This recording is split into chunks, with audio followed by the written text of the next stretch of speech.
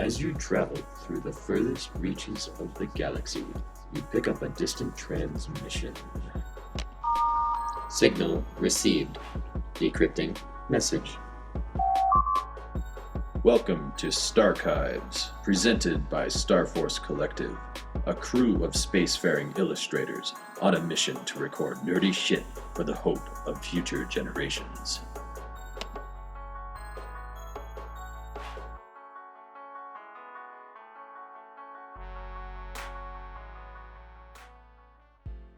Hello, welcome back to STARCHIVES, Episode 4, your cosmic library of all things geeky and nerdy.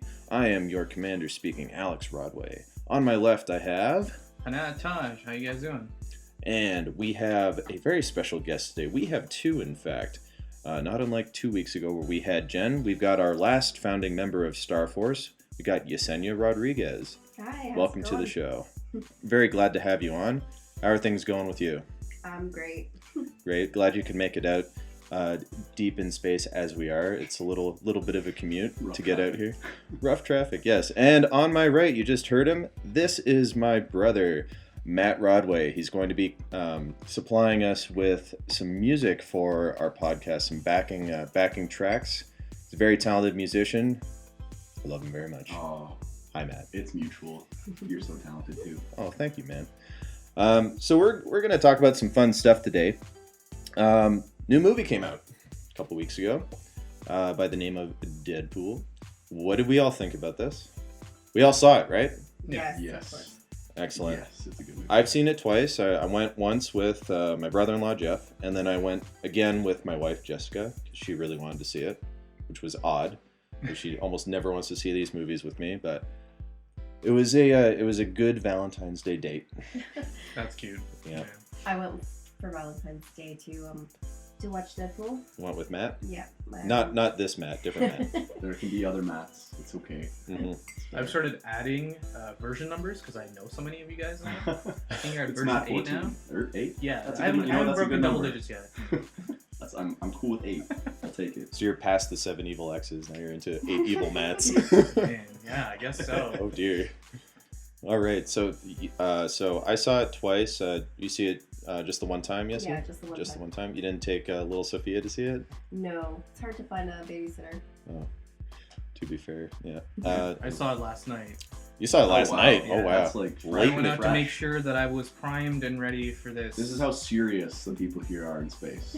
late in the game. Yeah, well, I mean, we have to get in contact with all the studios and stuff to live stream these films out in our space station. I don't know why Hunaid took so long to see it. Well, I had to go, I had to take the shuttle down to the surface to pick up like snacks, and I had to come back up, Takes time. We're really pushing the fact that we're in space. We're not. We are. We are. We Why don't are. you say that? I'm sorry. I just broke the illusion. Whoa, it's almost like there's a fourth wall. Oh. Well, I saw this 4 times. 4 times. I mean, I saw it twice. Was it in so you can say theaters. you broke the 4th wall because you saw it 4 times? No. Yeah. No. I just really enjoyed it, so I watched it at home, as I do air quotes. And yeah, streamed it, I'm not gonna lie. It was great, and I just think that the quality wasn't what made it a good movie, so watching it on not amazing quality didn't really affect the quality. I see. So it's not a movie you necessarily need to see in the theaters. Exactly. It's like your Avatars or Transformers. your... Or Star Wars. Exactly. One could debate you never need to see a Transformers movie, but that's not a debate for today. So is it safe to say we all liked it? Yeah. At the bare minimum, yes. Okay, Hunaid's still the naysayer for these things of crapping on all these great movies that are coming out. It was an enjoyable movie, but it wasn't anything so liberating and refreshing to the superhero franchise. Like, I don't care anymore for the same thing over and over again when it comes to the Marvel movies, and it still felt the same. It still felt like witty puns, because all of them do it all the time. It was just like, it was a more condensed version of that. I'm going to disagree with you on them minorly, because I do agree that it felt like it was treading familiar territory, but it was treading it in such a way that it put a new spin on it, and it felt like it was familiar territory being done in a new way with a really potty mouth character, which was in my opinion, very refreshing because we'll get the odd fuck and shit here and there with the PG-13 ones, like Days of Future Past had Wolverine flipping off. Well, it wasn't Wolverine that time. It was James McAvoy throwing it back in his face. Oh, that was First Class. First Class. It's like, yeah. fuck off. That was the best line Wolverine has ever given. But the adult language or the explicit language always felt really weird. Like it was like Forced. they recorded the lines and then they were like, we should probably amp up the edgy factor on this, so Right. let's re-record some of these lines and then put them back in post. I agree with that for sure. Yeah. I think Deadpool made it really natural. Like it was in a modern setting where those words would have been said. Like everything Deadpool says, the monologue is actually, it's there. Like I believe it. It's not like, oh, this thing happened and I'm gonna say a bunch of words that are obviously from a script. Yeah. Like it doesn't feel scripted to me. Well, it also helps in the fact that Ryan Reynolds was the person that made the mess. That's very true. That is exactly how he is. Improv all the time. And yeah, it was basically to me like the Van Wilder of comic book. Exactly. That's exactly. That's a good comparison. Where he fit perfectly into the character, and you didn't have to believe or try to imagine that that he would. That's the type of person who would become that kind of character. He was that character. That's exactly what he became. So would you say that Ryan Reynolds is Deadpool as much as Tony Stark and Robert Downey Jr. are?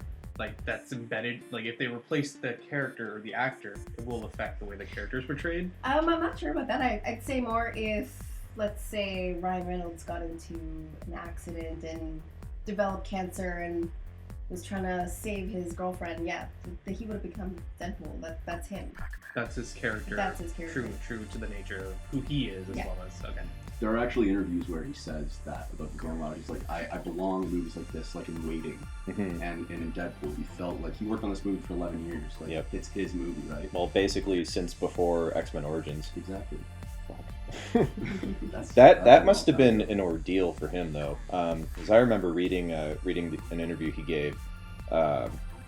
Basically, he said that the studio was not going to let him play Deadpool unless he did it the way that they wanted him to play it in X-Men Origins Wolverine.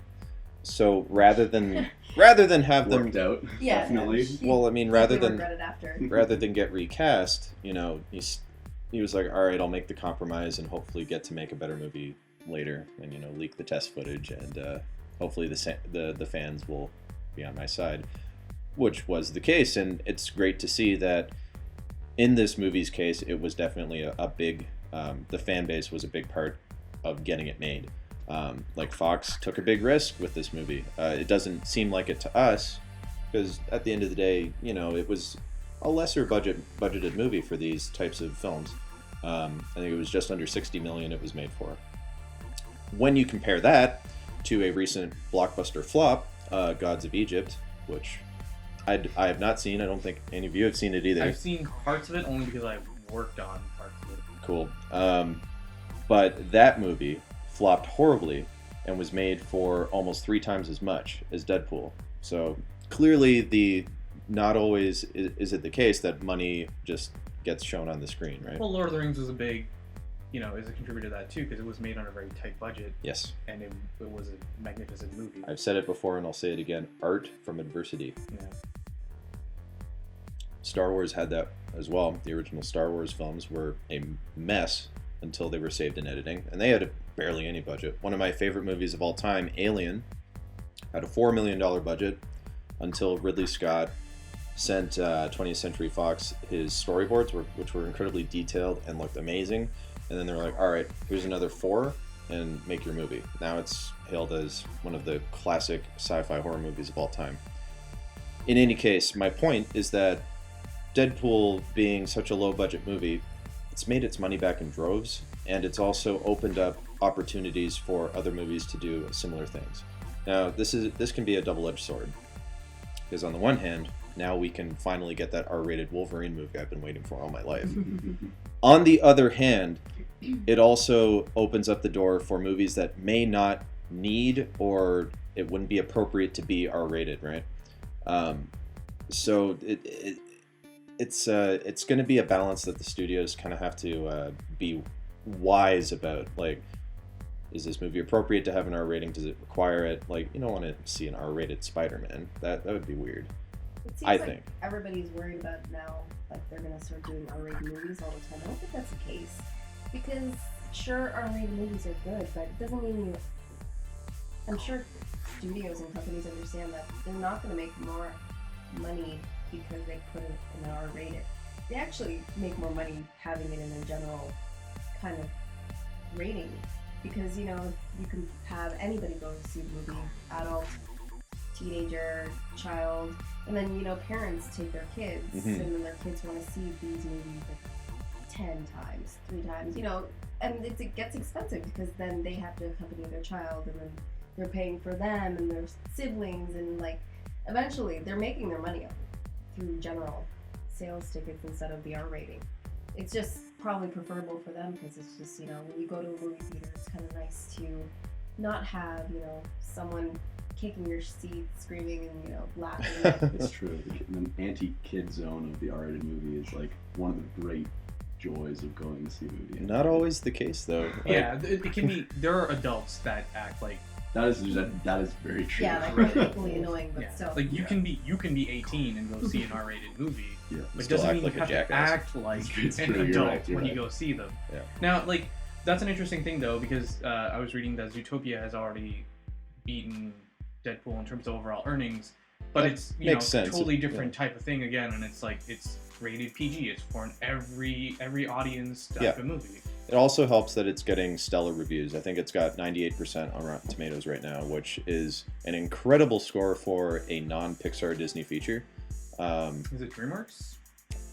I don't think it's DreamWorks. I think it's just Disney animated, Oh, okay. if I'm not It's mistaken. not specifically like through Pixar. Like it's the same studio that put out like Frozen, right? Like the Disney 3D animated. I think. right. Don't quote me on it.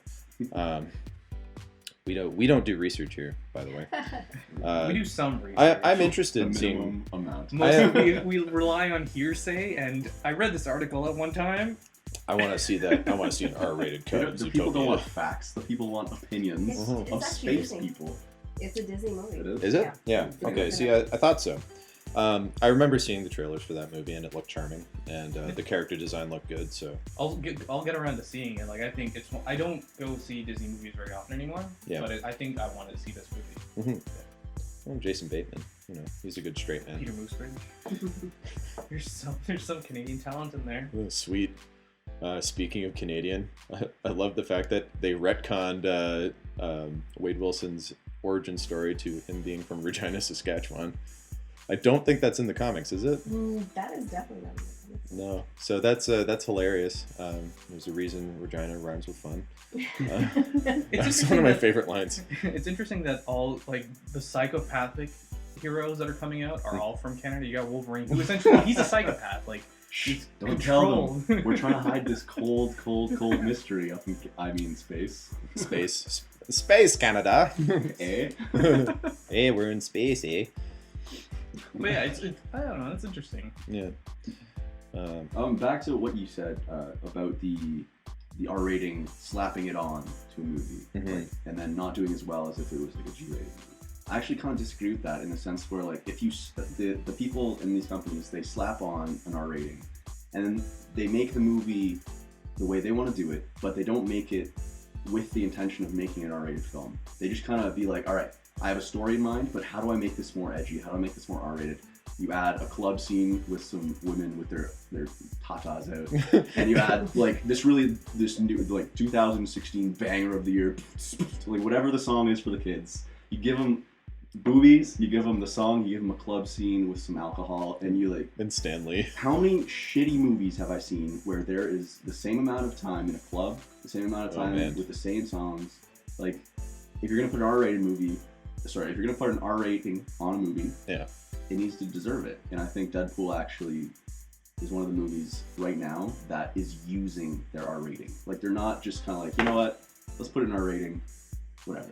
Well, and that's my point where it needs to be like it needs to be a property or a film that requires an R rating in order to get made. Because obviously no one wanted to see a PG-13 Deadpool. That means they would be allowed to have one swear, like one actual curse. Like they could say ass or, hell or whatever they wanted till the end of time. But Shut your face, sweet tits. basically. But none of the awesome parts in Deadpool, where Like getting like two homos fucking in a shoe full of piss. or Colossus saying, "Oh, language," and he's like, "Suck a cock," and like that's like a great part of the movie. That's what Deadpool would say, and that's also what I've been feeling about a lot of these other movies being like, "Oh, naughty language, don't do that." Captain America. Like the language thing in the Avengers movies. Yeah, But it fits with the character exactly. himself, right? Like yes, and that's appropriate. I would Yeah. love to see a movie where Deadpool bounces among the studios and ends up in a Captain America movie. It's like, oh hey, how's it going, Steven? But it's hard to say if that'll actually happen. Who knows? Maybe the studios will start to get along and we'll actually get some cross-universe contamination going on. Wouldn't that be a dream? Wouldn't that be a dream? I read earlier this morning that Disney is not going to be pushing for any R-rated movies within the Marvel Cinematic Universe, just because I don't think they value putting the financial risk in line, because they're a corporation and their end goal is to make money. It's family. They're also family. Yeah, And it that would goes hurt against- their image. I agree with that. And to their credit, the Marvel shows on Netflix are R-rated to hell. Like, with the exception that they don't really have nudity in them, but and Jessica Jones especially, like Well, it's violence and language. violence, Goddamn. gore, and language, and intense sexuality, particularly in Jessica Jones. Mhm. Have you seen it? No, I So haven't. Jessica I haven't Jones? seen that. Very good show. There's an Daredevil, intense Jessica scene Jones. with her, It's with there. her and That guy. Luke Cage. Luke Cage. And I really liked Luke Cage. He was a sweetie. He was a sweetie. He was a He sweetie. got all the emotion. I'm sorry. I won't ruin anything. No spoilers for Jessica Jones. All right. Well, let's talk a little bit about another R-rated movie that's based on a comic franchise that came out in 2012. Mm-hmm. My top movie of the year, I must say. And it was Dredd Yeah. with Carl Urban as the leading role. Carl Urban. Now that's a movie where they have it's an R-rated film. Yep. With I kind of feel that movie was better for the R rating than Deadpool was. I will agree with that, and it's unfortunate because it's now garnering cult status as a movie. It still needs some time down the road, but yeah, Dredd was an anomaly because it came out the same year as The Raid, I think, and people had a lot of comparisons there, even though That movie's so good. both movies are excellent, and the only similarities they have is set in one building, set in an apartment, whatever. The conflict is the same. It's taking down a drug lord, but it's more about watching these guys who are so good at what they do, and what they do is killing people, and you just want to see them do that. Dredd's interesting because it does not rely on being an origin story at all. You're just thrust into a day in the life of Dredd. Like, this is what he goes through every day, Shit happens, and he has to deal with it, so... There's a lot of subtext in the way that the world is built around the character too. Like, there's an opening where he gives you the dialogue of in the post-apocalyptic future, there's one city from Washington all the way to the coast, and that's it. There's charred just a city landscape. all the way. And Make a city Use that voice every day of your life. Yes. the set design and the production goes towards telling you the story. It's not just narrative, a character telling you what's happening. It's everything about the movie. And it's a dystopian future that feels very authentic and very lived in. Like, it feels like something that could feasibly happen. I hope it doesn't, because it looks horrible. There's a patina to the world. There's this sweet, disgusting, filthy, It feels awesome world. it feels lived in and grungy, and loath as I am to reference Star Wars again, but feels like the original Star Wars from the 70s or 70s sci-fi in general. Feels practical, and I mean that was another movie with not a big budget. Unfortunately, I don't think they made their money back because no one went to see it. It didn't Dredd doesn't have personality. He's an empty shell. who frowns a lot and shoots people in the head. Deadpool has a lot of personality, and they marketed that movie perfectly to get people to want to see it. I mean, they're still marketing it. Like, he took a suit, right? So Yeah, he stole the suit. there are so many things on Not YouTube. returning that. I waited 10 years to wear this thing, so I'm going to wear it every day. It's surprising too that when a movie comes out, there's usually like a period of time where they'll still advertise it, and then after a while they just expect hearsay to take over, and they don't want to pay for marketing anymore. Yeah. But like I traveled to downtown Toronto to go to work at my studio, and at Union Station, it's still up. It still says, released February 12th, and there's Deadpool, lying on his side, but it's everywhere still. Are you sure it's just Toronto not taking down their own? I'm pretty sure Space Toronto is just Someone's been lazy. slacking at their job. I'm pretty sure that's something that they're still earning ad revenue from, and they don't want to get rid of it because it's pretty eye catching, and Why not? they're really Yeah. funny. Like him sitting going like this, I do People the take Macaulay pictures. Culkin Yeah. shock face thing, Yeah. right? The whole the seat where he is the seat. Yes. And like I've seen so many figures on my space. And Facebook. the Space excellent Drew Struzan-esque movie poster where it looks like it's hand drawn, and he's sitting on Colossus's shoulders with his head in his hands. Oh, it's so I've good. seen that.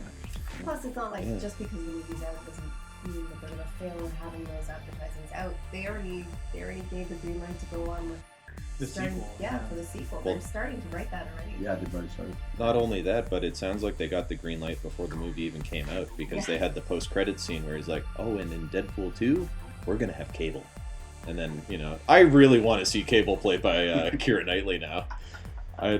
I want that. There's actually fan art of that now. Like there's some badly photoshopped fan art of Alright, I gotta check that out. Keira Knightley looks like Cable.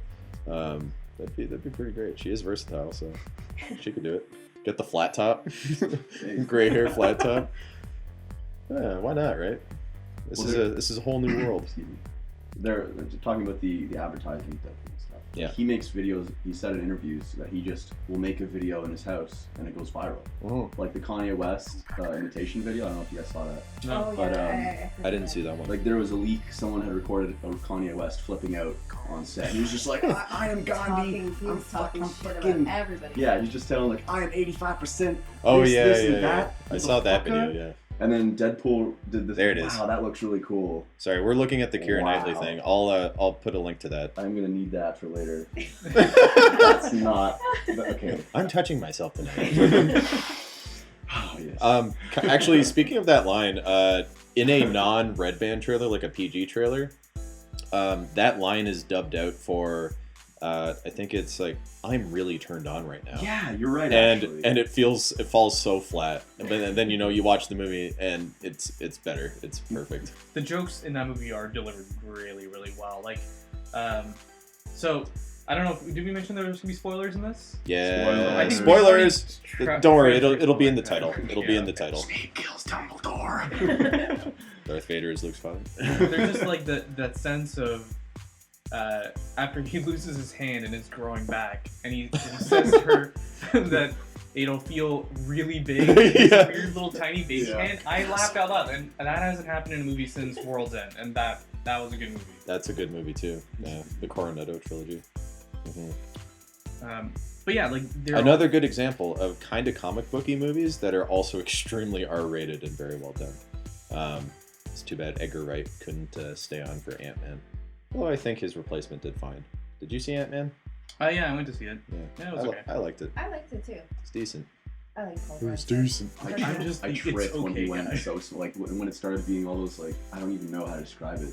When he Well, goes like plank level. all- yeah, and all I was of- just like, oh, Well, oh my god. you know what it felt like when I was watching it. I was thinking of you, Matt, because it was like it was like this kind of feels like Pikmin. Imagine Pikmin. imagine an Ant-Man game. That game is fucking awesome, man. That was Imagine my imagine childhood. Pikmin, but Ant-Man shows up. Wow. And he's like, "Hey, Olimar, I'm gonna help you out, man." Okay, first of all, Crossover. We need a crossover. if you haven't played Pikmin, go buy a GameCube and ruin your life in the best way fucking possible. You can buy a Wii and then you can play it. I mean, if you want to be cool, you can buy a Wii. Well, they just mean they're more readily Yeah, available. that's GameCubes are non-existent. Could you buy a GameCube in a store? You have to go like flea market or. Yeah. Because, and this is a prevailing opinion I've had of the X-Men movies since they've come out. X-Men 1 has not aged well, in my opinion. Other than Hugh Jackman, who has aged magnificently. I don't know. The X-Men never really connected with me in terms of the films. Like I always liked the '90s TV show better. The animated series. Yeah, the animated. Yeah. But like, I mean, X2 is probably the best of the old guard. It's still kind of hokey and doesn't really fly for me. It felt very high school to me. Last Stand, I think, is we can all agree is critically reviled by everyone. Too many things. It does fit one description. It is a movie. Technically, Yeah. it has actors. Yeah. It does have human actors in it saying words. And mutant actors. Mutant actors. Fucking mutant. When he said, okay, sort of back to Deadpool for like 1 second. When Yeah, he no said problem. that in the movie, when Ajax holds the guy up at the drug meet. You mean Francis? Francis. I'm gonna spell it out for you. That was actually like, that was the part that really did it for me. Like when he said spells out the fucking name. mutant, Or when he said fucking mutant, because I've noticed in like all the movies that aren't X-Men, they're all very like daintily jumping around the word mutant. Right. Like how was it his name Quicksilver? They have to. Is that the guy who runs around really Yeah. fast? Yeah. And, like they didn't. I can't remember what other movie he was in, but He was in Ultron. Fucking, yeah, Ultron. But they can't call them mutants in the Marvel movies because it's a copyrighted term. Oh, it's a That- copyrighted term. Yep. So they have to call them enhanced. Oh, so that was really good for me. Like I thought it kind of, because it wasn't about X-Men. Like even at the beginning of Deadpool, you'll notice when, you know the Fox logo, 20th Century Fox? Yep. So fun little Easter egg for all you space lovers. In most of the X-Men movies, or all the X-Men movies, the X is lit up longer than the rest of the letters and numbers. Oh. But in Deadpool, they made sure not to do that, and they actually black out the X. Oh, that's interesting. So it's like they're telling you that this is not a conventional X-Men movie, but they're still able to use the terminology to connect it and be like, there are X-Men in this movie, and Deadpool does not want to be an X-Men. It's not like hinted at; it's legitimately punching you in the face. Yeah, it's mentioned over and over again that he's not going to be a Boy Scout. Exactly. The X-Men. Yeah. I just thought that was really interesting because like, Especially the ending when Colossus is going on about, you only have 4 out of 5 moments where you have to be hero. and then he keeps going on and on. And he's like, you were just droning on and on. I do like how they mention, like, because of the fourth wall breaking nature of the character, he's always, hinting at the fact, like, it's like the studio couldn't afford more, you guys. Yeah. there are only Right? 2 of you around. There's a big house, and there's just the 2 of you. And you don't see the inside of the house either. You see the front The door foyer. and then like the X door, and it goes into the jet. That's it. So many good things. Yeah. So many Easter eggs in that. Yeah. Well, there have to be all the references need to be there, because he's a character that breaks the fourth wall and makes reference to the fact that he's in a movie, and that didn't disappoint me at all. It felt very natural as well. It didn't feel shoehorned in. I laughed uproariously when he had a fourth wall joke within a fourth wall joke. Yeah. That was a balls. basically it was one of those movies where, much like the Lego movie, I just never stopped smiling. Like I had a big fucking stupid grin on my First face. try. And, yeah. Well, Deadpool needs to be in the second Lego movie. It's gonna happen. It'll happen. Do you think anybody else could have played Deadpool? No. I can't even imagine what actor could possibly say that. He was in the looking at me as if No, I'm no. the authority on actors. Hunaid. Hunaid, I don't even know. tell us? who You were anybody the is. casting director. Give us a list of 25 actors. Jeez, yeah, I can't even think of someone who would have the charisma. Maybe Chris Pratt, if he wasn't already Star-Lord, Yeah. could have pulled it off. Yeah. Because he's a little too nice. Like Ryan Reynolds has a lot of gallows humor going on, and he's kind of gross. And he improvs most of that Yeah. stuff, and he wrote it, right? So Like you look at Chris Pratt, especially with Star-Lord. That's basically Andy from Parks and Rec, but he's in space now, which is pretty great. I just keep thinking Jim Carrey, but He's so past his prime at this point, though. Like, If were he younger, Put a he could mask do on. it. I'm not even Put a saying mask like on. and that's okay. So let's not talk about that. even Yeah. now. Yes. Him now, Let's but talk about the him mask. then. So Exactly. The mask would probably be the best version of him. There's actually a couple points in the movie. Sorry. there's actually a couple points in Deadpool where he's got the mask on and he sounds like Jim Carrey a couple times. Yeah, it felt like they referenced him. Cool. Like, oh really? So now when we say let's talk about the mask, are we talking about Jim Carrey's No. mask? No. We're on the same page. Okay, We're on the same Deadpool's page. mask. Deadpool's mask. And just the mask in general, like when it comes to heroes that obscure their faces. Yeah. Right. In that case, like, I don't know, like there's the actor and then there's the character, right? And I always feel strongly that when the actor starts to take over in terms of like their stage time, I don't care as much about the character anymore. Like it becomes too obvious that They're just mugging for FaceTime. Yeah, I think we talked Exactly. about this before, where it ends up becoming a movie with this actor and not about the content of the Exactly. film itself. And this is how I've always felt about Wolverine, because there was an awesome little deleted scene from the Wolverine, the one where he goes to Japan, where he's got a briefcase. There's a briefcase on the plane at the very end of the movie. He opens it up, and there's the yellow, like the orange and brown mask. Like his cowl, yeah. And I'm like, just fucking put it on him, man. Come on. Yeah. like, and I know it's because I'm not saying that Hugh Jackman has an ego or anything. I'm sure he does, but he's a fine-looking man, and a lot of people go to those movies because they want to see him ripped out of his They want mind. to see that actor. Like they want to see that ass in Days of Future Past. Those 16 abs. Days of which Future makes no ass. sense. But the mugging thing actually, that relates to Dredd in a big old way, because Carl Urban never shows his face in the movie. You see the back of his head at the beginning, then he puts on the helmet, never takes it off, and that's Dredd. You just see his wicked chin. You just see That shit. it's justice time. Chin in the voice. Yeah. And that ends up being, like the Marvel movies. He like, you get melts into the Avengers. character. Like he's no longer Carl Urban. He's Dredd. Well, he did like To be his honest, I role. didn't even know it was Carl Urban in the beginning. Really? For a Yeah. long time, I didn't realize who the actor was, and I think that's why I liked Dredd more than Deadpool. Because Deadpool, there are entire scenes where it's, he pulls back and he's telling you like how he got to where he is, and it's just like, yes, I know you're Ryan Reynolds, but I don't care. You do the acting, but I want to see a movie about Deadpool. Right. Yeah, Right. definitely. But I mean, to that end, the amount of time where we see Ryan Reynolds' face until it gets morbidly fucked up. Which you don't want to see anymore. No, like at that point, Fucked.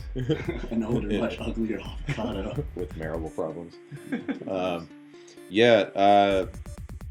Like it's fantastic that Ryan Reynolds was so in love with the character that he was like, anytime after like the first third of the movie you see my face, it's going to be all cancerous and gross, and if you're not seeing that, you're seeing the Deadpool mask, and you're seeing it done like in the comics where the eyes move for some reason. I don't know how. This makes me want to see a Spider-Man that will do that. Well, they did do that weird thing The where he's worried going eyes. through like his costume iterations, like they're doing the origin thing, and he's Yeah. got like a white one, and he just bleeds into it, and then he upgrades it. He's like, "Can people not hear me in this mask?" Yeah, He, like, yeah, upgrades yeah. his mask. Like it goes through like The process of it. That was actually interesting. That was a great montage, yeah. Because you always wonder, like, you see these superheroes with these amazing costumes, and it's like, okay, so they all suddenly know how to sew and Yeah. create these awesome costumes. It was actually fun to see that the evolution of his costume, like how he went through one thing to another, and he's like, okay, you know what? Constantly having to repair this damn thing, I might as well just make it red because I'm bleeding in it. And then, Yeah. and then the joke that he brings up later on, like, Yeah. I wear red pants, so you guys can't see me bleed. This guy's got the right idea. Exactly. He's wearing the brown pants. Should have wore his brown pants. And that takes me back to golden age, I think, of like when superhero movies were just kind of coming out of the primordial ooze. no, with you're not this- talking about like Um, pre-millennia. no, You're I'm- talking about like I'm talking about Sam Raimi Spider-Man. Spider-Man. Yeah. With how he's got like the pajamas on and he's got the red balaclava, and he's like, I'm the human spider. And then he goes and fights Bonesaw. And then after that, he's like, yeah, I need a better costume. And he makes it. And again, another movie that does this extraordinarily well is Batman Begins. Because, you see all the R&D that Lucius Fox has. Like, basically, he's cobbling together his Batsuit from stuff that already exists. And he's like, I'm going to make a few adjustments here and there. And like, You know what movie does that even better? Iron Man. oh, well, okay. All right. You know, All right, that is true. all right. He does make it. That is a lovely progression of suits. Yeah. Like, you get the Marks 1 through 3 in the first movie. The Mark 1 have a special place in my heart. I wanna see that get brought back. Like, I want to see it just in like a glass case somewhere. It was. Was it? Yeah. You missed He had a it. library. How could you? Yeah, it was in the Oh last shit! movie. It I'm was sorry. in the third movie. Oh, I must have where missed he that. releases all of them, and it's even actually fighting along with There are only Is 3, it? right? 3 Iron Man movies. Yes. The third one's where he yes, like title. tells that little boy like the truth. Yeah. That was like the most. I was like, what? Don't be a pussy about it. I Yeah. was like, Dad's "Geez, leave. man." Oh my god. Yeah. That's what got that movie the PG-13 rating, right? Yeah. Yeah. Yeah. Absolutely. A little dark. Yeah. And then you had Ben Kingsley as I'm Trevor, the Mandarin. That made me laugh so hard. That's so Oh my true. goodness. I never thought of that. It was great.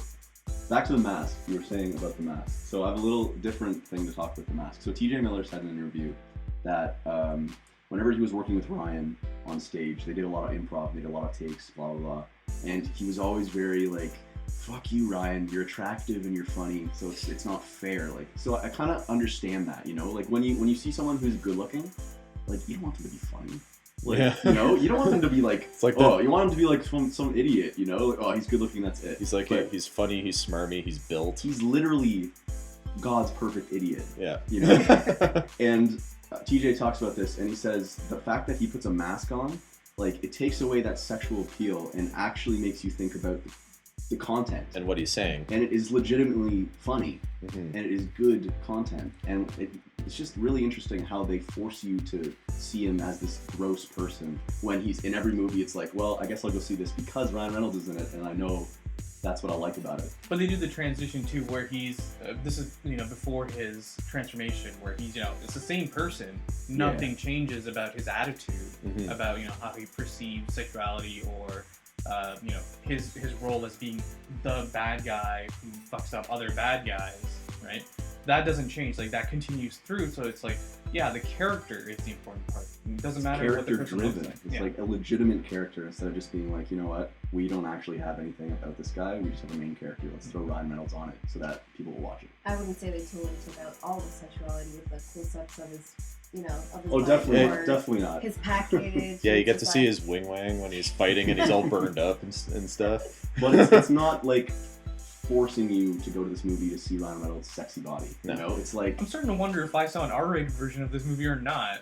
Oh, yeah. I don't remember seeing any of this well, stuff. there was some wing wang. It's there, but it's not like they're all like it's presented Oh, it's not like presented Game here. of Thrones It- style. it's where no, yeah. it's just he's naked because all of the clothes burned off of him, There's Okay. and he's reason. fighting Ajax now Right. in the burning building, right? Like things like Game of Thrones, Felt like Darkman. some people just watch those shows because it's sexual. Like the first episode, I saw her titties dragging lady. Like, I Yeah. know a lot of people who legitimately watch it and tell me this, that they just like it because it's like soft I'm really glad that Emilia Clarke has gotten the clout that she needs to no longer appear nude in the show. Basically, she's revised her contract where she no longer is required to do that, and that's good because I've always had this problem with upcoming actresses, like you're only gonna get this role if you show your if you show your boobs. I think it should be, if that's the way it is, It then should be a person's universal.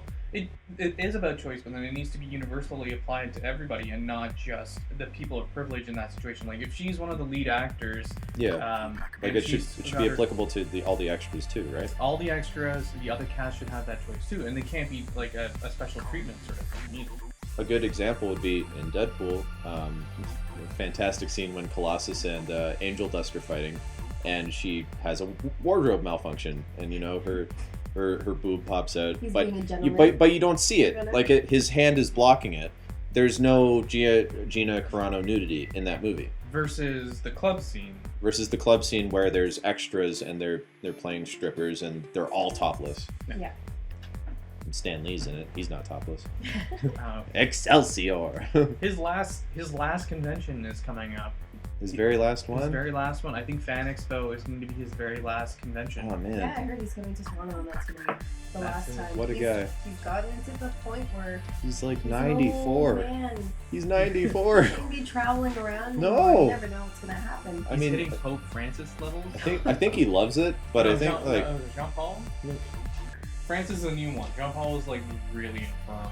yeah, Yeah. it was the last Before one. Benedict, our beloved. Benedict Cumberbatch. Speaking of Benedict Cumberbatch, I forgot have you about the seen- chicken. Uh oh. Oh no! Technical difficulties in the ship cook area. We got a lot of burnt chicken. The janitor is also our cook in this show. I don't wash my hands. Oh no! Adds a little bit of shit flavor. Oh god. Keeps everyone's immune system nice. Yeah, you know, they say that people who shave are way dirtier than people who don't shave. Fact. Right. Just thought you'd like to know. Had to do Anyway, with chicken. what were we talking about? Stanley. Burnt Stanley. chicken. His last. Stanley's last convention at Fan Expo this year. Oh man. Maybe we should take the opportunity to try to meet him. I don't know. We're gonna be busy though. If this is his last one, he's gonna be the last one. I Then. think That's it. Yeah, that's officially. Dude's in his last. fucking 90s though. Like he's gotta take a break, man. Just like sit at home, you know, order all the Marvel movies ahead of time. Be like, just bring them to me and I'll approve them. Excelsior. But you know, I did like the fact that in the opening role for Deadpool, there was like that tongue-in-cheek thing where it's like, you know, produced by some asshats. Yeah. Or A starring. cameo. Writ- They written say by it. the real gratuitous hero. cameo, right? Exactly. written by the real heroes here. Yeah. Right, and that was refreshing, and like the whole opening, you know, like it was nice and smooth. It flowed into. call me baby. I was like, oh, Cinematically, the movie looks great. Like, Excellent it's shot really soundtrack, well, too. yeah. Excellent soundtrack. It I love that it ends with Wham. yeah. Oh, that's man. insane. She's wearing his jacket too. Yep. That was She's so wearing the romantic. jacket and the Voltron ring Yeah. on her fiance finger. I'm gonna call it. What's up, girl? Want to get married? Put it on your fiance finger. Sounds like a song by that chick who did. What's that song? Treble got that bass. Megan Schrader. Her Trainer? Megan Whatever. Trainer. Megan Schrader. Schrader. Buy your groceries. Buy your Okay. What? That's a thing. Yeah. Buy your groceries. Buying groceries. I'm not gonna sing anymore just in case we get flagged. But we don't care. This song sucks. yeah, I don't want video taken down because of Megan Trainer. Megan Trainer, if you're listening, stop your career. Oh. It's my opinion, not the show's You opinion. don't have to stop your. You don't have to stop your career, You Megan do Trainer. though. You should. I'm just. There are far worse performers out there. There are. I'm not like I don't listen to her music. You don't. You don't have to. I've heard enough. I would like. My personal opinion is that it's more of a satire or parody, but that's me. And nobody agrees with me, so it doesn't. Oh, geez, To make it a satire, I think you hope have to so. know that it's a satire when you're like writing it and producing it. In Well, my is opinion. she's not the one writing it. Obviously, in most cases, that seems to be. She was actually a singer-songwriter. In high school, she got bullied at lunch a bunch of times because she told people that she was going to go to a record label and see what happened. She went at lunchtime, came back to high school, and she had a record deal. Wow. Yeah. So like she legitimately wrote some of at least I don't know, I'm sure all of amazed them. with how much you know about it. Isn't that weird? Just that one thing. Ask me anything else about her. Yeah, really. It's all hatred. Just that one fact. I've probably heard her music, but I know nothing about her. Yeah. I was curious because I don't know. Now let's not talk about that. Yeah, let's Talentless? No, I'm switch gears again. Okay, so we're talking about the mask. The mask being an important aspect of the character versus the actor. There was an article recently released about Ronda Rousey Mhm. eyeing the roles of Carol Danvers, who is Captain Marvel, Captain Marvel. and Haven't they already cast the character though? I'm unaware of. I who they- think they have. I think she might be out of the running for it. Okay. Might be unconfirmed. Can she act? Ronda Rousey? She was in Fast 7. Was she? Or But that Furious doesn't 7. answer the question, can she act? No. Being in a movie No. does not mean that you You're can so act. right. It's true, You're but so right. I'm gonna give her this. I'm gonna give her this. We've had really good luck with MMA fighters turned actors recently. We've had Dave Bautista as Drax the Destroyer, who is amazing. I want to see him in everything. We all Notebook with Drax. what? Yeah, Notebook. I'll watch that. Then we've got Gina Carano as Angel Dust. She was also really, really good. I mean, even if you want to go way back to Dwayne Johnson, Dwayne Johnson's going to be Black Adam That and fairy tale movie. Shazam. I'm actually excited about that. Yeah. I think he fits up. Oh, I want Dwayne Johnson in everything too.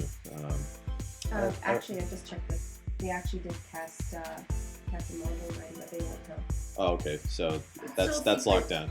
But she wants another role, which I am fucking stoked about. If she got it, and if they actually make they actually make a movie. It's another. Fucking It's a character with an aspect of. It's not the Mystique. person. It is the character when you look at it. And she was eyeing the role of Samus Aran from from Metroid. Right? Yeah. And New like game coming out as well. Yeah.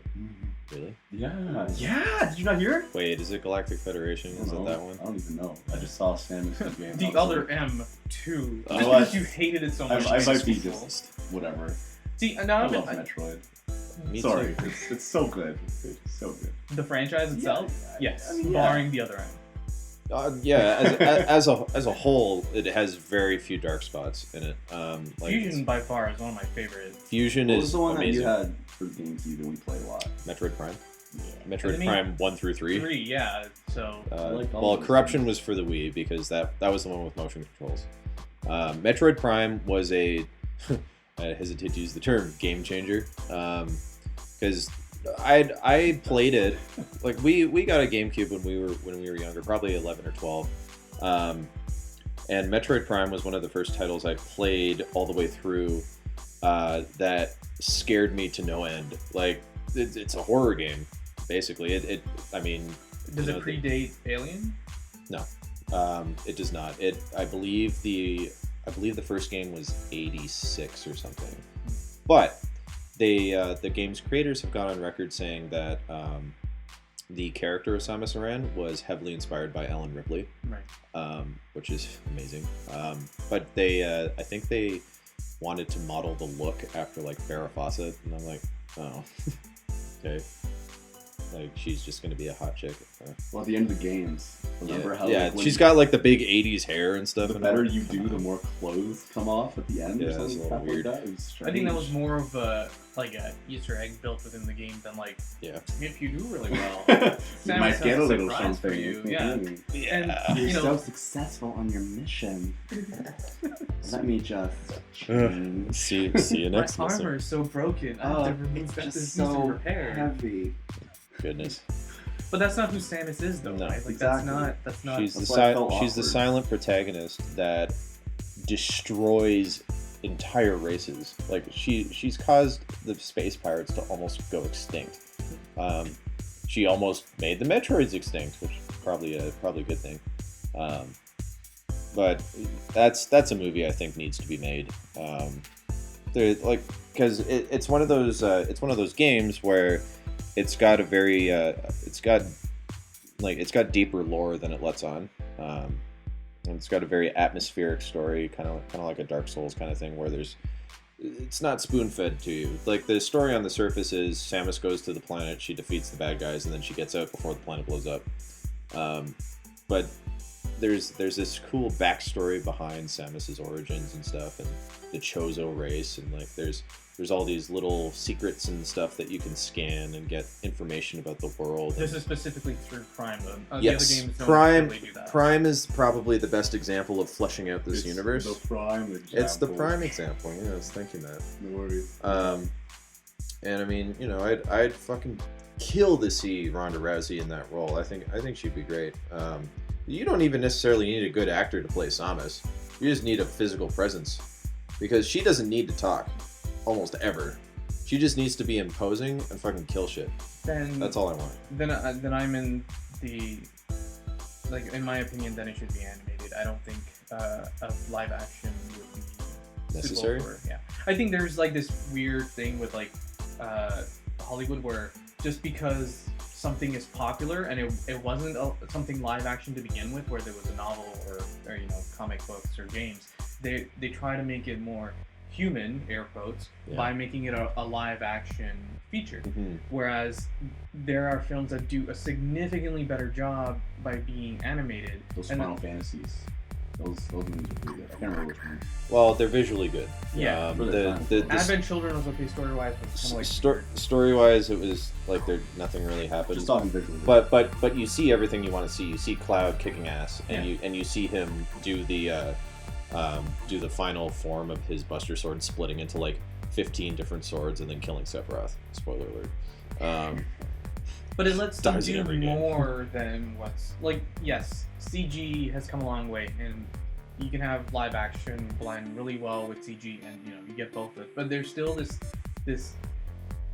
Disconnect. consistency that you get from it all being done in one media. Like if you take into account things like my all-time favorite animated series is Samurai Jack. Oh, Right. nice. Which they're bringing back. Which Yeah. they're bringing back this year, and maybe we'll talk Actually, about that. I'm sorry. at I'm some point. just going to go off on a sidebar for a quick sec. I posted on Phil Lamar's Facebook page when he posted the news Right. that like I was like, dude, you just made my day that Samurai Jack is coming back. Dude fucking liked it, and I'm like, oh. Phil Lamar kind of knows me. Hashtag Anyway. fan. Yeah, fanboy. Yes. Anyway, back on track. Yeah, I think it's an aesthetic thing. I don't think that it doesn't matter who they really cast like for the role, as long as they do a good job in inferring her characteristics. Yeah. It'll be fine. And like Don't that's the pull thing, right? another If she round. doesn't talk, like if Samus never talks in the game, it's like the same thing with Link from the Legend of Zelda series. Yeah. If that character never talks, it's hard to fill the role with like a huge actor who will not get any scripts, or they won't get any dialogue. It's true, and especially with Metroid, you would probably have a lot of scenes where you would have to have all the scenes where she's in the power armor. Yeah. Like she'd have to be in the Varia suit almost all the time, which would mean probably unless they build an actual suit for somebody to wear, like an actual physical suit, which I think would be not a great idea. It if would they be want to do impractical. all the morph ball stuff and whatnot, right? It would look a little janky. Otherwise, yeah, you're right. It would end up being a Robert Downey Jr. thing where you just kind of see his face in the suit, Yeah. which could be cool. But then you'd actually need a presence. I'll bring up the short film that was made a while ago with Jessica. I think it was Jessica Chobot played Samus, and it was really awkward because, forgive me if I'm wrong, it might not have been her, but whoever the actress was in Samus's role delivered her lines like a fucking like a log. Like, it was so And that wooden. and we don't know Like that a because log. Samus Not Aran as a character, like the person inside the suit is not as important as what she does. Yeah. Right. Her actions speak louder than the words. So It's not who I am underneath, but what I do that defines me. she was raised by an Samus alien Aran. race that was going extinct. She's been heavily modified genetically. She's a broken individual. So maybe that's why she doesn't talk, because she's just like Maybe she has. can't. Wouldn't that be great if it turned out that she was just mute, and then we don't even acknowledge fucking Other M. Fuck That was such an insult to the franchise. The that- only time that Samus has actually been documented as talking, I believe, to like another character is in Metroid Fusion at the end, right. where the computer program reveals itself to be the personality of her old, I think it's Adam. Adam, her deceased commanding officer. Yeah. It's the personality in a machine, and it's quite poignant actually, because you're like you're at the end of the game, but Samus has not talked ever before this to another character because there's not really any to talk to. But suddenly she's talking to this thing, and it's like, "Be careful, lady." And it's like, "Adam?" He's like, "Goodbye," and she's like, "What?" And then you have to get out before the whole place explodes, as Metroid is wont to do. But the type of thing would be pretty interesting. It's hard to say how you would make a Metroid movie good. That's always an issue with game tie-ins, right? Like they generally don't have a good history of making. Well, there really aren't any that are pretty stellar. Uwe Boll has pretty much tried to kill that that style of film where it's based off. But Uwe Boll isn't a filmmaker. He's a businessman. People keep giving him money though. And it's the same thing with Michael Yeah, Bay, because right? because he makes money through legal loopholes from where he's filming his movies. Nope. He's making other people money, and he doesn't care about the films that he's making. Nope. Notwithstanding, we're not talking about Uwe Boll and his shitty movies. Uwe Boll. Yeah, Uwe Boll. What's next on the docket, Hunaid? Nice looking docket. Yeah. Well, I think that pretty much covers sort of the topics of discussion when it comes to Deadpool.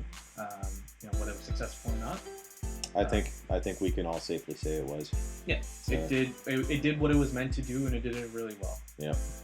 It's not groundbreaking or revolutionary.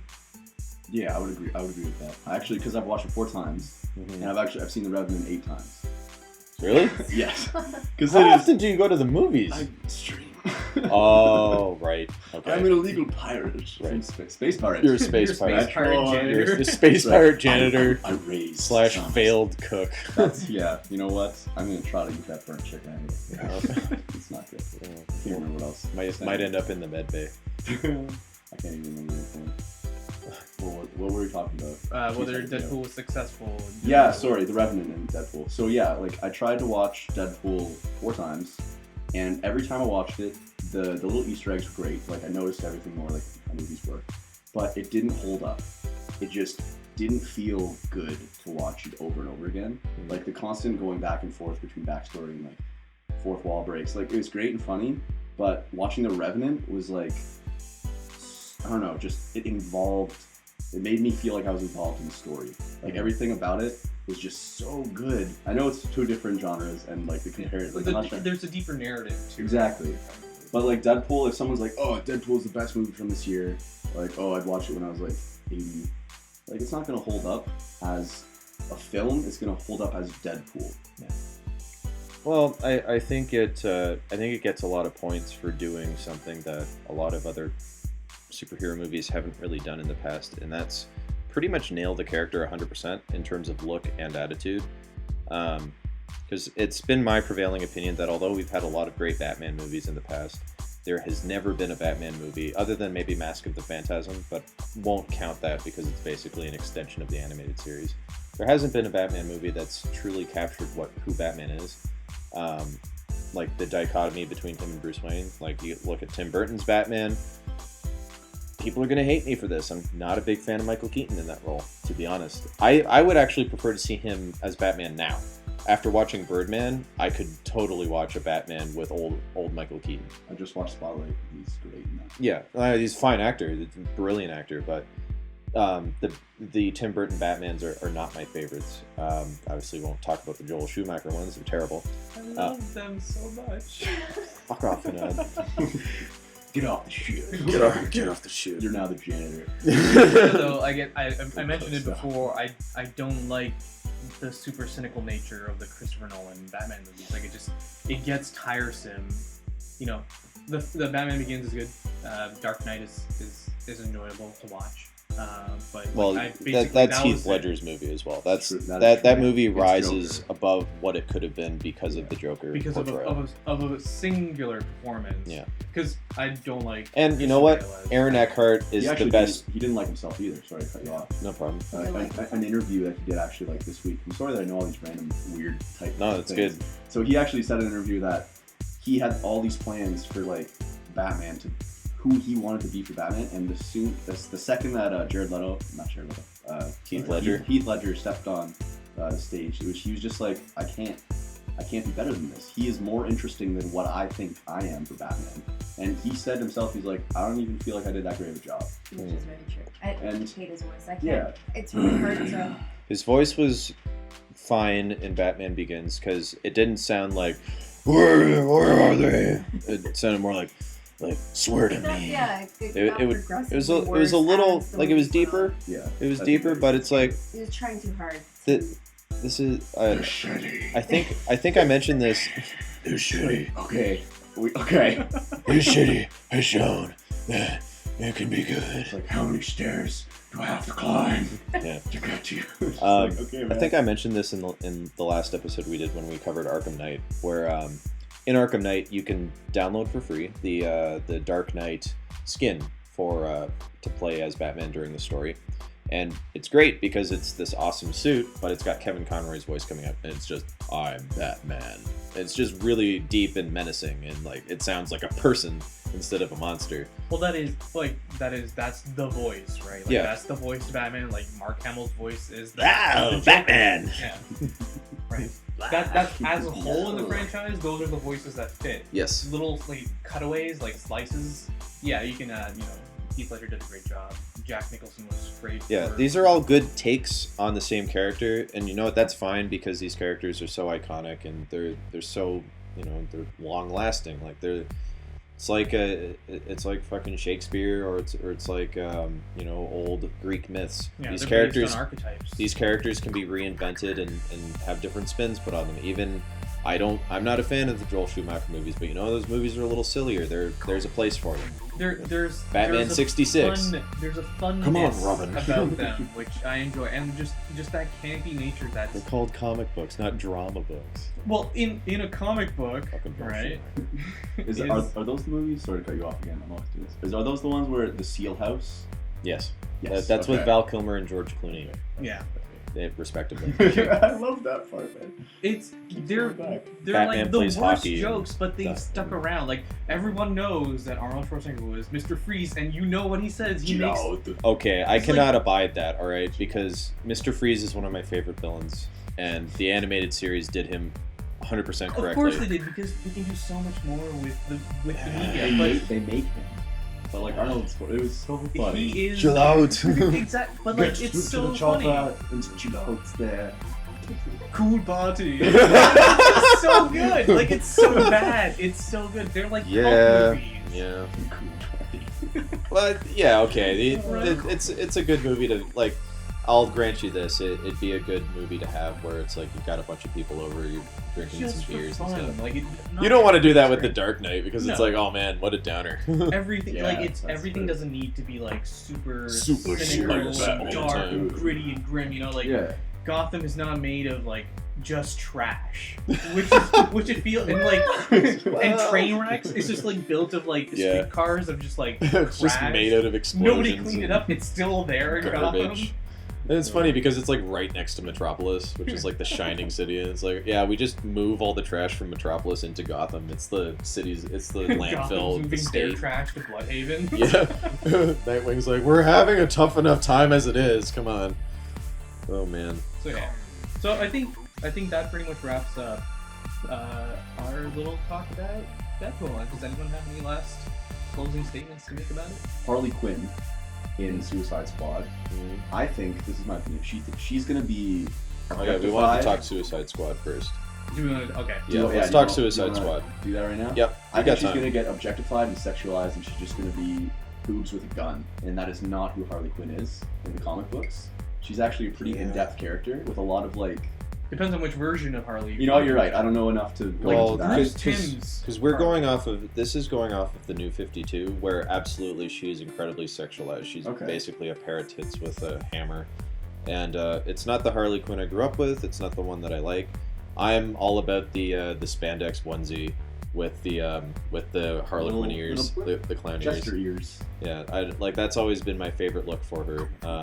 The look notwithstanding, I think Margot Robbie's a fantastic actress, and I think she'll do the character justice. I've gone on record in saying I'm not a fan of the costume. I think it looks like a Hot Topic thing. Yeah, I don't like it. Even if you She just watch went to, like, the Saracen concert. They're making it easier for fans to dress up too. no kidding, right? Well, You can probably find even- everything. Actually, even last year, remember yeah, last year at Fan Expo, everybody half of the was- Harley Quinns were that Harley they Quinn, were Daddy's pretty- Little Monster. And I'm they like, come on. did it pretty dead on too. Most of the stuff that they were wearing, I was like, Well, because how it's did they a find that? T-shirt. Like you can make that easily. Like the onesie, the spandex onesie, I would imagine takes a little more craftsmanship to make. You know, anybody can dress up as extra number one from the set of Iron Man 3, whatever, Sure. right? It's not you wear street clothes and you're done. If all your costumes like are just gonna be, if the identity of the character is just based off of like streetwear, and that's where like that real world gritty garbage, just I don't enjoy it for a superhero movie, Yeah. and it happens over and over again. Where it's like, I mean, we'll have to see if the actual movie itself holds up, like, better. you tell me, yeah. I'll let you know. I'll have to say this though. Obviously, you females don't really like to see like extreme objectifying of women and everything Yeah. like that. But I'd have to say that just because they're making her super scampy, I don't know how to term what she looks like, but the way that they kind of set her up, it isn't necessarily a bad thing, because they do show in the trailers like clips of her before, Okay. and she is a psychiatrist. She is a Nice. very intelligent Good. person. It's just trying to show the polarized version of her, and Okay. you know, you could see her in that trailer too. She's wearing a white jacket. She's wearing, you know, just a gray kind of tan colored skirt and whatever. She looks like, you know, every normal Joe. I'd be on board for Mad Love. If you're going to Harley polarize Quinzel her thing. and make her extremely the opposite of what she was before, Sure. that is definitely something that you know, visually. That's a good understand. point. It should be noted that if the costume does inform the character, and it turns out that it matches the tone of the movie that they're going for, and it works, then great. All You power know, to them. I will eat my words happily, because that Yes. means I've got a good movie with Harley Quinn in it finally. Well, the only movie. Yes. Harley Quinn. Well, yeah. I just note that I'm skeptical. Is Yeah.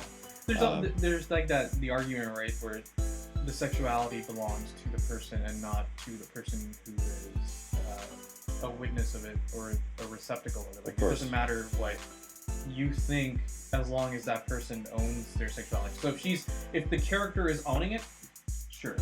Yeah. That's fine. But if it just ends up being like, you know, everyone keeps telling her to shut up, like or whatever, and she just Yeah. ends up being a set piece. I can't see Black that Widow? happening though, because Yeah. Like Harley exactly Quinn like murders people who tell her to shut up. So I'm hoping that we actually do get a scene like that, where, like, let's say Jai Courtney. I hope he dies. Let's say Jai Courtney's Captain Boomerang says, "Hey, no, why don't you shut the fuck up, sweet tits?" And then she fucking like slaps him right in the face with, like, you know, some brass knuckles on or something, and he loses a tooth. He's like, "Oh, shrimp on the barbie." Like, I'd be cool with that. I'd be down with that.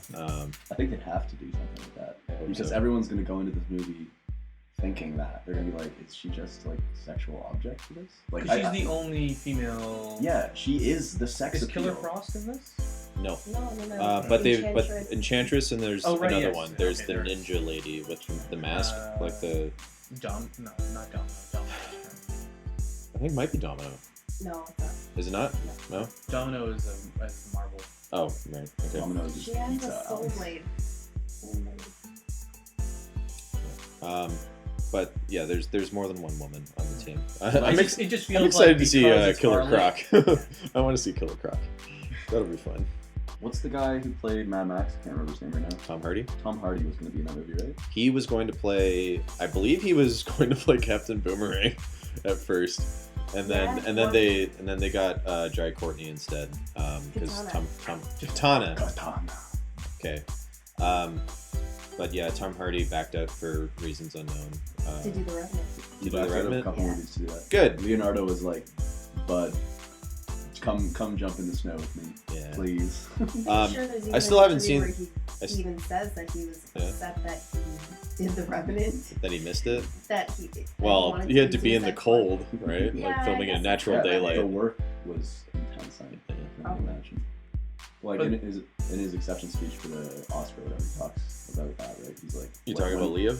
Leo, yes, sorry, not Tom Hardy. But yeah, Leo talks about how they had to go to places that were so far away because global warming was like fucking up all the snow everywhere else. So Right. like they had to go just harsh places and do shots for only a certain amount of time a day because of the light changes and things like that. Well, they didn't want to use artificial light. Exactly. Or So snow. the fact that they had to go to those places was something that a lot of movies don't actually I don't know, show the audience. Or tell them. Exactly. It's a lot easier for you to be like, you know what, we filmed this and that's enough for you to know. But for the movie to be like, we filmed this here and we had to get there and we had to walk from base to here to get this one shot. Then we walked back, figured out the shot was bad. We had to, you know what I mean? Like that kind of stuff is genuine filmmaking. That's interesting too, because then that means that Tom Hardy's done 2 movies like that in House of Fears. Because Mad Max was the same deal. It's They were basically the extreme- opposite. Extreme hot. He was like, extreme cold. I was feeling way too hot, so then I wanted to get I wanted to cool off. He knows the real song of Ice and Fire. Yeah, no kidding, right? Yeah, put that guy in Game of Thrones, man. Just put him in everything. He made up that accent for Fitzgerald. He was just like, it sounds cool, so I'm going to do it for the whole movie. I haven't seen it, so I don't know. I haven't seen Revenant yet. I haven't. The only You haven't seen what? Revenant, the Wow. only Oscar movie, the only I think you'd see that. the only It's a Best confusing Picture movie. nominee I saw was Mad Max. Like Go I see The didn't see any Revenant. others. I work on movies, so like I want to see going out Room to though. see movies can be sometimes. I've heard Okay, reviews. I can see that, like taking your work You have directly seen it? home. I with have you. not. Yeah. I want to. I recommend it. I've heard Really Room good is things really about it. Like everyone's, rave reviews, and obviously the Oscars have also decided that it is a movie worth watching. Although So- Spotlight got the Best Picture, did not. Yeah, it's quite a good film as well. Okay. Yeah, I just haven't checked them out. I mean, I usually just watch movies when they come out on Netflix. Mark Ruffalo is really good in that. Oh, Mark Ruffalo's amazing and everything. You see Foxcatcher last year? No, actually, I didn't. Watch Was that. the Watch that. wrestling? Was that about Yes, wrestling? with Steve Carell and Channing Tatum. Oh no, I did see that. It's really good. Not very memorable. No, I did see Super that. good, very depressing, Yeah. but also based on a true story, It was like which is kind of horrifying. the actually. wrestler with Mickey Rourke. No, it's not like Where he that. gets stapled a bunch of times in that movie. No, that's about quote unquote like that's professional wrestling, like like the WWE SmackDown kind Yeah, they of talk thing. about all like the fake stuff. Fox- how it's not actually Foxcatcher- fake. Foxcatcher is about athletic Olympic wrestling, Oh, okay. where it's actual physical wrestling. There's Yeah, like there's down, no points. show. There's It's no not sports. there's no theater. pomp and Yeah, circumstance. exactly. Mickey Rourke is like the There's actual no movie can is you like, smell what the Rock is cooking? bam, have a chair, and like Yeah. he's there bleeding, and it's like so much glass is in him, and like he's literally just stapling the other guy just because it's good to watch, I guess. Like cool. It's a spectacle. That there guy's getting stapled. Oh, this was worth $25 I paid. It's like no, I'm not here for this. You know. It's live spectacle, right? Yeah. It's the equivalent of going to a Michael Bay movie, in my opinion. Bam, Where it's like all the explosions and turtles. yeah. We'll do an episode on Michael Bay and Goodness. why there are articles that suggest that he is the greatest movie maker in history. Makes a lot of money. Well, I'll There send you guys the are article. people that say that. It's been on record that Wow. someone has said that he is one of the best movie makers. Okay, there's got to be one person who says Yeah, that. he's the greatest. Did you- Like- there are good facts to suggest that he may well be one of the best or the most prolific filmmakers. Okay, prolific doesn't mean good though. That's true. Prolific That's just so means true. you make a lot of them, and that's true. He releases a movie like every year, or every 2 years. He's man, I saw a trailer for a movie that he's doing. It exhausted me when What I is saw it the called? trailer. I don't remember what it's called, but it's about like the war in How many Afghanistan. explosions? It's about the war in Afghanistan, and I just know it's going to be like, Or maybe okay, 13 hours. I think maybe is that it? Is it 21 hours? It Tim looked Sprinkle? from the trailer, it looked to me like a lot of U.S. Army, oorah, we're the best, we're gonna go in and do like we're the good guys, all that shit. Well, he can get all those tanks and military hardware for 13 hours. Transformers if he doesn't, give them the Reuse good. them. You know, and he Yeah. doesn't Every fucking movie. suck the military's dick. I don't like Michael That is Bay. the thing, though. Apparently, if you don't play by their rules and don't give them the proper caress in their down under, the smooth boys down under, Smooth boys down under. they will not let you play with their toys. Rhymes with pulverine. Yeah. So if that's what he has to do to get the hardware that he needs for his movies. Here's the that's thing, though. Here's the thing. We don't need the U.S. Army and fucking Transformers anyways, so I don't take that as an excuse. Can just make a CG movie, put it on Cybertron. But Alex, how are you gonna get explosions? How are we gonna put Mark Wahlberg in it? I think we found a Transformer. First, we put Mark Wahlberg and T.J. Miller right here, and we make them run, and then we make them do it 35 times. Was T.J. Miller in He's that? in 4. Is he? Yeah, and he hated it. I bet. Yeah. I bet. Yeah, it was a terrible movie. I watched, well, it was on Netflix. It might still be on Netflix. I remember I had a day off last year, and I was like, all right, well, it's on. I may as well waste my entire I'm tired. I need a movie to nap to. So I put it on, and then I just kind of fast forwarded it to the action scenes. What disturbed me the most was when I got to the end, and basically Optimus is going after Decepticons, being like, kill them all, and I'm like, it's not Optimus. It's not the Optimus I remember. That was a big deal breaker, because I bought the collector's edition for my girlfriend, who enjoys the franchise to my chagrin. Yeah. But my negative attitude on it has finally wore off on her, where she started going, oh, I hate you for making me see all the stupid flaws, because it's really dumb. There's a scene in the movie where it's early on where Optimus says to Marky Mark that he needs to join up with the other Funky Bunch Autobots so they can repair him. But he repairs himself on the way there, and he just like transforms into a new. I'm like, then the plot doesn't make any sense. Like that, the problem. Wow, wasn't shocker! The thing. The plot doesn't make sense in a Michael Bay movie. Whew. It was a pretty alert dumb the movie. presses. Yeah. And the fact that they marketed the Dinobots to fucking hell, and then they showed up in the last 10 minutes. And I remember watching that part, and it was really funny to me because Optimus was like, "You are not slaves. Like, act on your own. You like break free of your chains." And then he immediately beats the shit out of them until he's literally riding the T-Rex, and he's like, "Now obey my commands." And I'm like, what the fuck? Yeah. What is going on? No. Don't be slaves to that guy. Don't be slaves to him. I'm Optimus Prime. I'm Optimus Prime, guys. Come on. I got Mark Wahlberg on my side here. Michael Bay is actually really, really thoughtful. Really good director. He kind of just like puts the world into perspective through Metal Box. So like, I think you just need to check yourself before you wreck yourself. Metal Box, and then whoever You can't deal with it. whoever poor actress is in his hands will inevitably have her ass plastered all over the Pretty screen. much. And it was the daughter was played by the girl who plays Katara in Avatar. No. Yeah, that was the Really? girl. Yeah, No. from the Airbender. Wait, like Well, yeah, the Avatar, voice actor? Whoa. No, the or- actress from Airbender, the movie. Oh, well, I don't give a fuck about her then. No, because it's just like it shows. She was how terrible in dry- that movie. Yeah, it was also terrible in this movie. Good. The only saving grace, and this is like Good. by a stretch. Keep making I bet her boyfriend was Sokka too.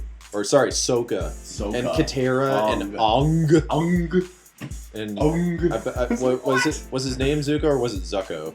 Stucco. You just on the ceiling. Mark Zuckerberg. Stucco bird. Steve Tucci did an okay job. I'm making Flame Made it Book. some parts more enjoyable than others. And that was Well, that's Tucci's good in stretch. everything. And that was it. That Tucci's was, good in everything. and he was the villain, so Great. vote for the root for the. Well, wasn't bad it guy. also McDowell? Wasn't it? Or was that someone different? No, Kelsey Grammer.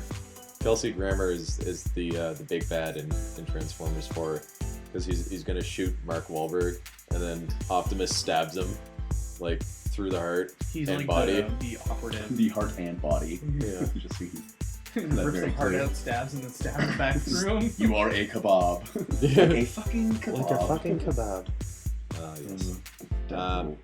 Yeah.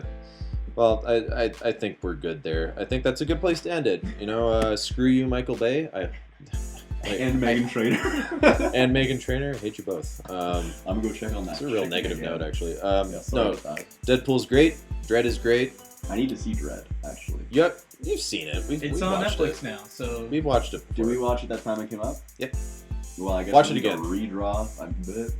Watch it again because it's really good. Because Lena Headey is in it. I don't know who that is. She's Cersei Lannister. I don't watch Game of Thrones. I'm What? sorry. Watch Game of Thrones then, man. Come I don't on. remember what else she's in. Janitor doing nothing with All his right. food. First of all, if I watch Game of Thrones, it's gonna cut into my watching Revenant 60 times, and I gotta do that, man. Okay. Gotta All unlock right. that Let me live achievement. my life. When what's his name? The guy who did the Name of the Wind. Patrick When- Rothfuss. When Rothfuss releases that next book, Yes. my life Complete. it's literally gonna be complete. Okay. There's nothing else I need, and that's all I can say. You should read Name of the Wind if you haven't, Hunaid and Yessi. They're excellent fantasy books from the past decade. For another time. For another time. All right. With that, I want to bid you all adieu, and thank you for joining us once again in the vast cosmic archive that is STARCHIVES. We're gonna go try to get the burnt chicken smell out of the space kitchen, and we're gonna send our janitor back to the med bay. Hopefully, get his stomach pumped. Thank you very much, Matt and Yessi, for being on the show. Yessi, great to have you finally. You are one of the, as I said, you're one of the founders of Star Force Collective, so it was only fitting that you should be on the show eventually. Hunaid, as always, been a pleasure. And thank you all, lovely viewers, for tuning in. This is Commander Alex Rodway signing off. Take care.